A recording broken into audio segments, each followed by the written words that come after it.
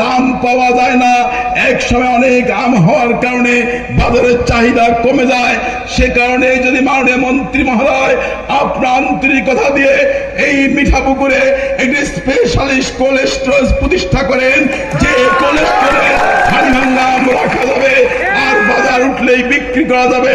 আমাদের শুধু হাড়িভাঙ্গা আম না, বিশাল মিঠাপুকুরে হাজার হাজার টন সবজি আবাদ হয়, যে সবজি ঢাকা সহ বিভিন্ন দেশ বিদেশে যাচ্ছে। মিঠাপুকুরে উৎপাদিত সবজি, এই সবজি এবং আম স্পেশালিস্ট কোল্ড স্টোরে রাখতে পারলে আমাদের কৃষকরা ন্যায্য মূল্য পাবে, কৃষকের অর্থনৈতিকভাবে তারা লাভবান হবে।